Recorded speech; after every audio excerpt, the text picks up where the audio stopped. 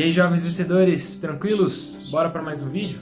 Dessa vez, em Êxodo capítulo 14, nós vamos falar sobre uma das histórias mais icônicas de toda a Bíblia, que é a travessia do Mar Vermelho. Eu não vou ler aqui com vocês o texto, porque ele é um pouquinho extenso, mas eu quero trazer algumas lições importantes. A primeira parte, quando a gente lê os primeiros versículos, é Deus falando para o povo de Israel andar pelo deserto para perto ali de onde fica o Mar Vermelho, que fica no sul ali da região onde fica Canaã, que era a terra para a qual eles estavam indo, a terra prometida, certo?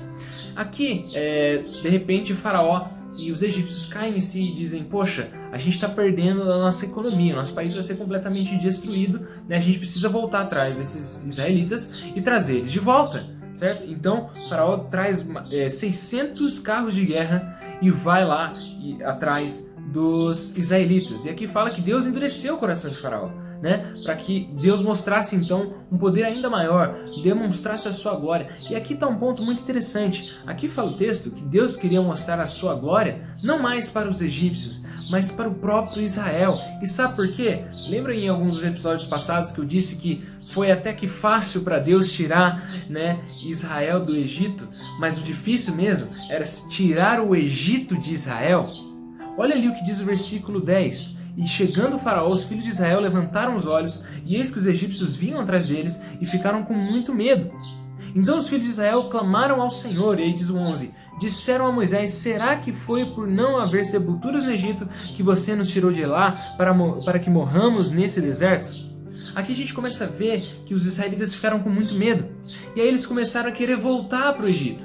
Mas óbvio, como que eles iriam voltar tendo um exército egípcio furioso ali para atacá-los? Na realidade, o que eles estavam achando é que eles iriam morrer ali. Eles começaram a tirar os olhos da coluna de nuvem, da coluna de fogo, ou seja, começaram a tirar os olhos da presença de Deus, começaram a tirar os olhos de Deus e voltaram os olhos para trás. Isso é algo que nós não podemos fazer nas nossas vidas. Aqui eles começaram a murmurar e colocaram a culpa de estarem ali em Moisés. Por que você nos tirou de lá? Aqui tem um duplo sentido. Além de colocar a culpa em Moisés, eles começaram a dizer que na realidade, ou melhor, começaram a esquecer que na realidade quem os havia tirado do Egito não foi Moisés, coisa nenhuma. Foi o próprio Deus.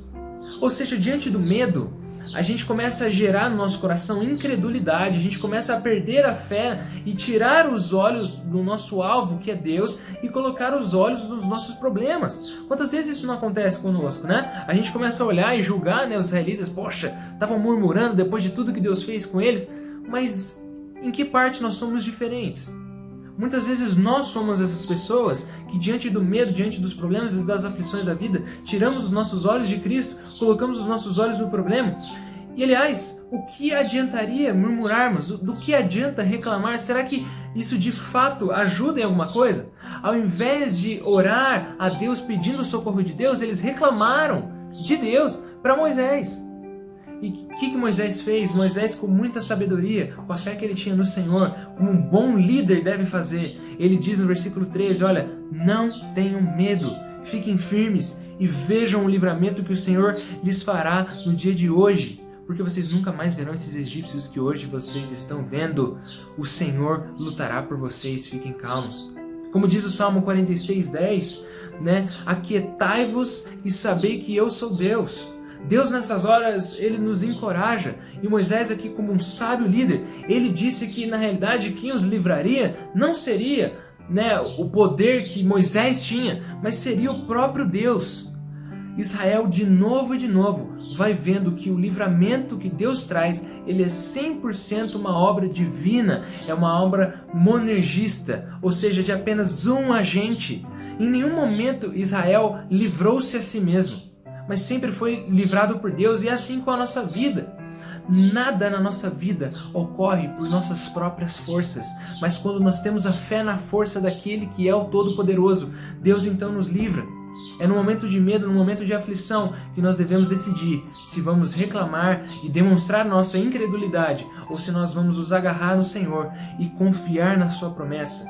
É isso que eles precisavam fazer, é olhar para frente, para Deus, para aquilo que Ele estava fazendo diante deles. Apesar de que fosse impossível abrir o mar, para Deus nada é impossível. E o que é mais bonito aqui é que Deus vira para Moisés, o líder, e diz assim: olha, por que vocês estão clamando a mim? Diga aos filhos de Israel que marchem. Diante dos problemas, a gente parece que fica estagnado, o medo parece que nos paralisa. E Deus está falando assim, olha, parem de orar, sigam, marchem. A gente precisa, na nossa vida, dar um passo de fé. O passo de fé é uma obediência diante daquilo que a gente espera em Deus. Ou seja, não adianta nada eu dizer que tenho fé, mas não obedecer. Tiago já fala, a fé sem obras é morta. Ou seja, diante do impossível, diante daquilo que está diante de nós, os nossos problemas, não adianta nada ficar esperando, tendo fé simplesmente em Deus, uma fé vazia, mas agir conforme a palavra de Deus, andar em retidão, seguir, ir para o alvo. Nós precisamos marchar. O que Deus estava esperando daquele povo era um passo de fé. E com esse passo de fé, Deus começou a agir. Diz o versículo 19, então o anjo de Deus, que ia diante do exército de Israel, se retirou e passou para trás deles. E também a coluna de nuvem se retirou diante deles e se pôs atrás deles. O que isso significa? O povo egípcio estava atrás deles, correndo atrás deles. O anjo do Senhor se colocou atrás do povo de Israel como uma barreira protetora para que os egípcios não chegassem perto deles. Deus estava ali protegendo aquele povo. E aí chega o milagre, imagina a cena. Eles estão ali diante do Mar Vermelho, Moisés levanta as mãos, o mar se abre com uma fenda gigante e duas colunas, paredes de água se abrem e eles passam em terra seca. Deus traz uma tempestade, depois que eles passaram, a terra fica lamacenta. Os egípcios, quando entram no Mar Vermelho, começam a ter dificuldades, né? Como diz aqui o versículo 25, de se locomover, eles ficam presos ali, o povo passa seco. Deus volta às águas e traz juízo, finalmente, contra o exército egípcio e traz ali o ápice da história, quando Deus cumpre a sua promessa e livra o povo de Israel. E aí eu faço essa pergunta, será que eles mereciam tudo isso? Na verdade não, isso é a graça. Graça é mesmo quando aquele povo que estava reclamando, murmurando de Deus, não merecia. Deus foi lá e os livrou, e assim conosco. E quando nós olhamos para o versículo 31, que é o último versículo desse capítulo, diz: Israel viu o grande poder que o Senhor havia usado contra os egípcios. E o povo temeu o Senhor e confiou no Senhor e em Moisés, seu servo. Eles começaram a confiar em Deus e no mediador entre Deus e eles. É a mesma coisa conosco.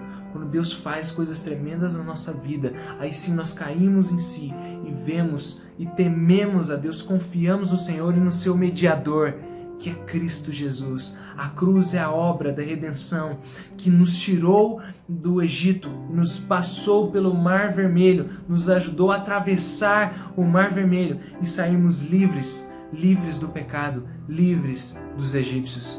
Você entende a analogia aqui? Paulo vai fazer muito isso no Novo Testamento. E aí quando você vê diante de tamanho poder de Deus, qual que é a reação natural, a reação apropriada de tamanho livramento? Louvá-lo, não é? Diante das coisas que Deus nos faz, nós precisamos louvá-lo, adorá-lo. Capítulo 15 vai ser isso. Moisés vai cantar ao Senhor, vai louvar o Senhor pelos seus grandes feitos. Louve ao Senhor pelo que Ele tem feito na sua vida. E se você está passando por um momento de tribulação, quando você vê que o mar não vai se abrir, confie no Senhor, dê um passo de fé e olhe para o alvo. Tire os olhos dos seus problemas, coloque os olhos na solução, que é Cristo Jesus. Que Deus te abençoe e falou.